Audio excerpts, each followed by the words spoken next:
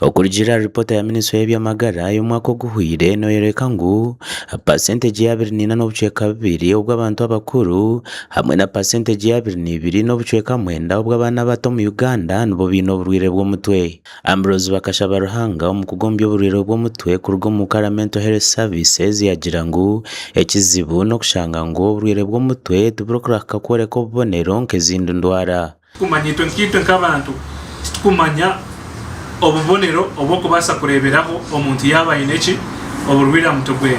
Yagira ngu abamwe nibamanya ngu abantu abagwiriraro nibo bonka biine oburwire bw'omutwe kiyagira ngu tikikwe kiri. Omuntu omwe n'omubugana yatakashikira kujwara bushane ngashe kwirukangaho abantu otekateka ngo omuntu arigi abokuba yatakujumire tiyakutera nubwo kubatakura mukize ugira washanga inisho cyereja biriro ugira ninga bamwe bagira nkana katandikire kuhimbagira atandikire kuhimbagira konka bamwe tukuraka kwija kuraka kumanya otakarwire ninga shota kasike mu buzubogwe no basakora ki kugira ngo amagara gawe gasigaragarije shanjire ngu eminyeto mingi neba affected by mental health of which njeretwe bintu bingi twazo mu mashomero. Barbara Mutuhire urwebembere ekitongole kya Ukara Mental Health Services yagira ngu bashangire ekizibu kihango mu mashomero agubatayayire. We have to go back to these schools kuko tukiriye minyeto twinegarukayo tukashomesa abana n'abashomesa okuba kubasa kuhanoringa aba bana. Amutuhire yashaba kureba ngo gavumenti okurabira Minisitule y'Ebyamagara bateka sente nyingi mu bitongore ebyebembire hururu y'oburwire bw'omutwe. Tikwebasa kwatira aha private organizations especially eziri kuyambaho omundwara ezeza mental health ezikugezaho kutereza abantu abokuba batunjira obuzibu omu mitwe yabo.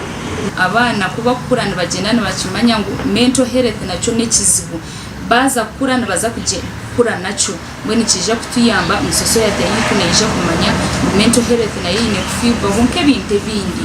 Ebitongole nka Tayari Media ebyegisira ahururegi batugambira habwaki bakozire eki. Tayari West TV tujire kwataganisa n'aba Ukara making sure ngu twatwara enjiri ya mental health kongera kumanyisa ihanga lyona ngo bwire buriyo kandi n'oburwire obutuire buri silent zo mashomero kushomesa no kumaking sure ngu buyare abana bitu babasa kutambirwa no kushomesebwa tukira kuzo mu mashomero. Okwiruka oku noko kubahebera 31 by'okwa gatano 2026 kandi bagendere kurondana sente eziri kurenga miliyoni 50 okubahwera okujanjanja enjiro mu mashomero. Adolphe Ayireka, Tayari West TV, Agenshonga.